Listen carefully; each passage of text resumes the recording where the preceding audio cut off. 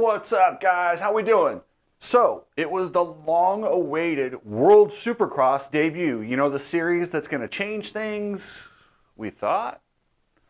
Anyway, guys, I want to thank EBC Brakes for coming on board. Their home base is in the UK, which is where this race was.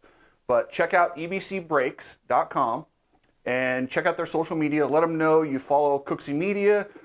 Thank them for supporting the show. If you need new brakes, hit up EBC, oversized rotors, clutches, you name it, hit up EBC. All right, guys, so what I'm going to do in this video is I'm going to get into the likes and dislikes. There were some good things about this race. There were some bad things about this race. There were some things that were kind of neutral. And then I'm going to get into it.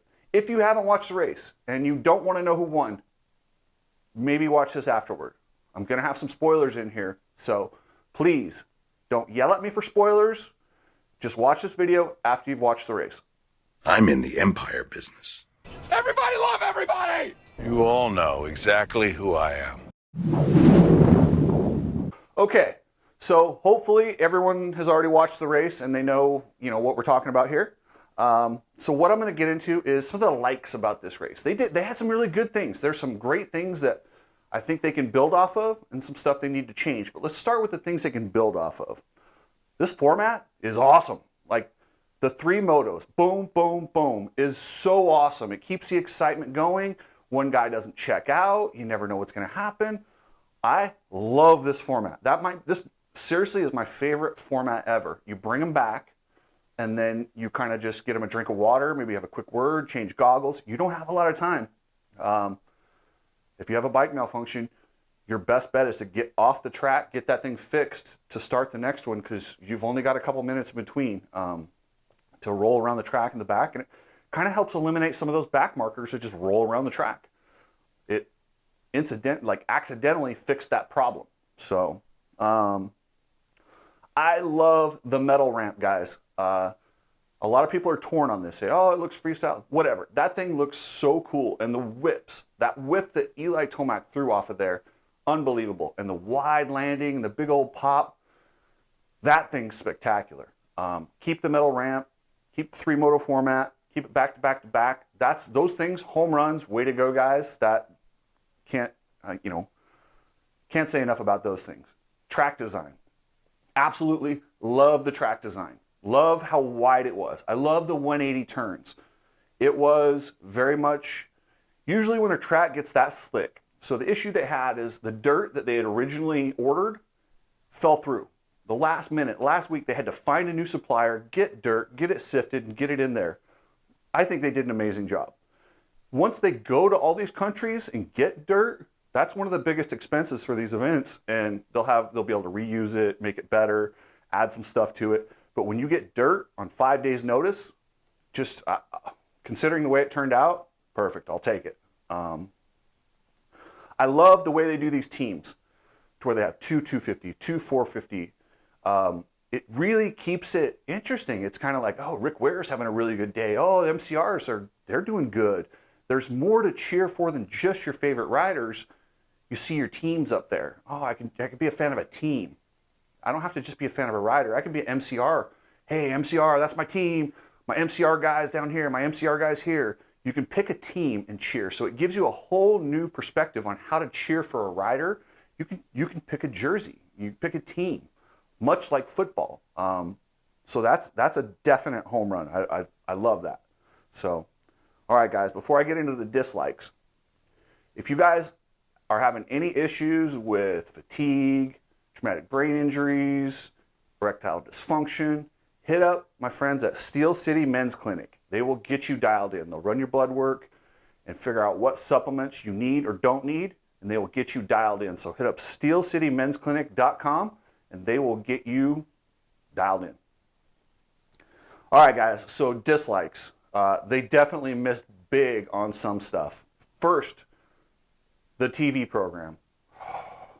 Boy, it's been a bad year for streaming and services, and I really hoped we'd just have a straightforward streaming service that I could just buy and watch, boom, live. Unfortunately, they have some sort of a deal with local areas, so Fox bought it, but they're not broadcasting it till tomorrow, so it's a 24-hour delay, so I had to pirate it. So somebody on YouTube showed the video and I saw it. It's really grainy. It sucked. Come on, guys. Just in this day and age, make it available and make it available live. I'm not watching something 24 hours after. I'm just not. Like, neither are most people. The ratings on that suck. So stop that. Just let us pay for it live. The people who watch it the second day don't pay attention anyway. They don't care. They're not going to care that all of us diehards already watched it. Those people are casual fans who probably don't even know it's on until they stroll across it on the day that it's on. So don't worry about that. Figure something out. I'll pay. I don't mind paying. Just let me have it live. But I sure as hell not going to pay for something tape delayed. That's ridiculous. Tough boxes. They're not tough blocks. They're tough boxes. It's a step up. They seem to be somewhat safer than tough blocks, but they did get dragged out on the track. My one little beef with those is, can we make those things triangled? Just triangle. I understand we need those. We need those out there for sponsors, but if you make them triangle, technically the track is wider. Because it's not the base that we're worried about. It's where the foot pegs go across. The foot pegs are what hang up on these things. Just make a triangle box. Guys, come on, just a triangle. Just a triangle. That's it. You get just the same amount of advertising space, probably better, because then the dirt will just slide right off. Instead of the dirt that always sits on top of those things, because you can never read the top of those logos anyway. So just do triangle, tough boxes, tough triangles. Tough triangles is what I want to see. Then there's a huge break after, okay, so you watch the heat races, which I didn't quite understand the heat races. So you just qualify to get into Super Pole, which gets you a good starting position, which is kind of important, but not incredibly important because everybody's already in the main. Yeah, I don't know. I guess it's almost like a warm-up, but it gets the guys out on the track. It's nice. I'm not against it. I'm not for it. But there was a gigantic break after the 250s before the 450 main event.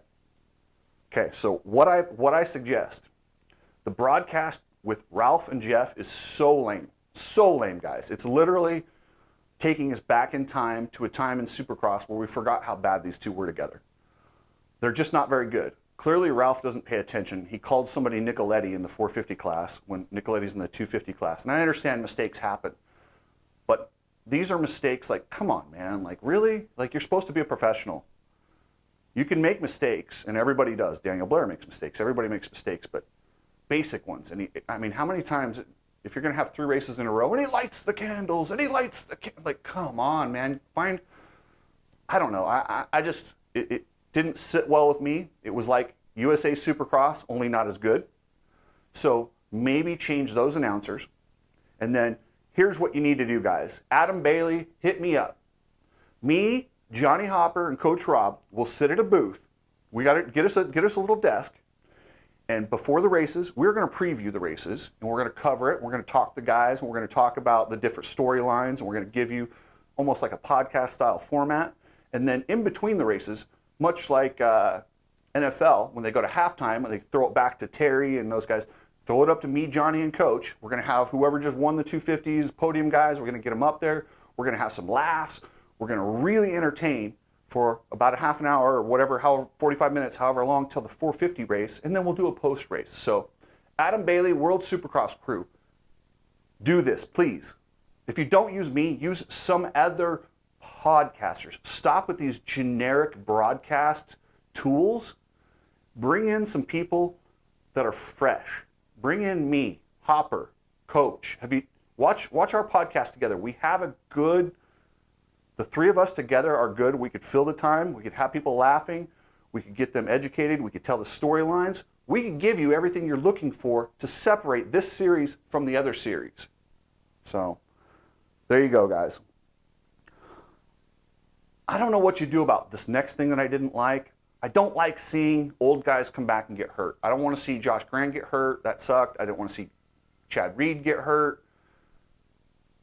Old guys are going to race. If they want to race, they can race, but it sucks. They're just not as durable or as skilled. Their mind still does it. The body just doesn't. I mean, Chad was still fast. Then there's that one mistake. And unlike when he's younger and you bounce up and you walk off, you just don't. I mean, something breaks. You don't hit the ground like you used to. So I don't know what you do about that, but I don't like seeing that. A couple of things that I was okay with. I don't love it. I don't hate it. It was a super pole. It was interesting. It's probably more interesting live, as you can look at guys anticipating. It was really fast. It didn't take too long, so that was okay. It gives the 250 guys a chance to get a breath and get ready for their main events. The other thing is freestyle at these events. TV doesn't do justice. It's not very good for TV. That's why I would say throw it to myself, Coach, and Hopper at the desk. We can do a real show for you and have entertainment and information and everything that the sport right now doesn't have. We can bring it. So yeah, this is the next generation of it. If you guys want this sport to be considered a real sport, how about we do just like UFC and some of the other ones? Oh, and one of the other things I didn't like about the broadcast is, so these are 6-lap races on the 250 class. They're showing 8 replays of one crash. Guys, we're talking about a 4-minute race, 3-minute race. Stop with the replays. This is just like, okay, so the UFC does 5-minute rounds. They don't show replays until in between rounds or after. Same thing. No replays during the event. Right after it's over, hit the replays. Don't do it during the event. Run right back to them. No problem, guys. Simple fix, easy as it goes. Yeah, the freestyle, fine for the live audience, not so good for TV. Depending on how much it costs, I would say ditch it, don't ditch it. 250 class, that racing was amazing. I mean, Shane McElrath did not win a race. He won the overall. My man, Chris Blose, the ageless Chris Blose, second overall, 1 point behind McElrath. God, I was hoping he'd win. Either way, second place is amazing for him. Mitchell Oldenburg goes 1:19.1. How Oldenburg is that? So he's third overall. I mean, it was just some good racing. Even the British fans, they got Max Anstey, who was really inconsistent. He did like horrible, horrible, or not so good. He ended up like 6th overall. So, the racing format was, it was amazing. If we could get up as they run on the third one, on the ticker, that would be nice, but I understand that's kind of hard and whatever. Eventually, on the third moto, you'll need a as they run ticker, but not until the third one. Tomac, holy shit, what a great season. Holy shit, Tomac. Just bow down, you're the man. 2022, it's your year.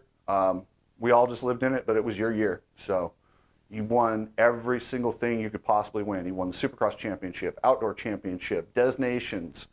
Now he won the first round of World Supercross, which would be my equivalent of like when Villapoto won everything and then he won the Monster Cup, went 1-1-1. He also went 1-1-1, which on this track with this format, impressive, flat out impressive, guys. It really was. So, Roxon rode his ass off, tucked the front in the first one, was hitting that gigantic quad. That's another thing I really liked about this track is it wasn't dangerous, but it also had some separating factors. It had a couple little quads that guys could hit, but they weren't deadly. Roxon hit it a few times. It made up a lot of time, but it was also pretty gnarly. I love that Josh Hill was the first guy to pull it. Josh Hill, just a legend. Nothing else, nothing to be seen here. And how about Vince Friese, guys? The ageless Vince Friese just gets better every offseason. I mean, in about 10 years, he's going to be our Supercross champion if he keeps up at this. Like, he is so good. He beat Tomac in a heat race. He beat Roxon in the first main. I mean, dude, Vince Friese, MCR, damn, he's really good. Brayton did what Brayton does. So he got the third moto. He did pretty good. Josh Hill, 5th overall. How about Josh Hill coming back from that nasty hip injury he had last year? I hear he's actually going to be racing in the United States next year too. So looks like we got a bit of a resurgence from Josh Hill. We all know he's got the talent. And then Cedric Subaros, and I apologize to Cedric Subaros. When I did my preview video and I talked about the power rankings, I had Jordi Tixier. I actually meant Subaros when I said that, because Subaros is the one that got second behind Marvin Musquin at Paris a couple years ago. I was thinking it was Tixier. I got those two French guys confused. But Subaros, what a badass. He races over here quite a bit. Looked really good, and it's just nice. But guys, overall, I'm going to give him a C. if I'm judging on A, B, C, D, F, I'm going to give them a C. The event could have been a lot better. The TV is big, guys. They got to fix the TV. You got to have it live. You got to have it live, and you have to fill up that dead air. Like I said, hit up me, Johnny, Coach. We'll fill your dead air, and we'll get you good ratings. And whether people love us or hate us, they're going to watch us because we're going to tell you our honest opinions. We're not going to swear on air. We're not going to do anything incredibly stupid, but we are going to change the way people talk about this sport, and we're going to get rid of all the bullshit. So, yeah, let us know, guys. Anyway, thank you for everybody for subscribing. This channel is growing, and maybe if World Supercross doesn't call us to come do it, maybe I can get Johnny and Coach together once or twice, and we could just do it at somebody's house or one of our studios and just show you guys what I'm talking about. So, all right, guys, later.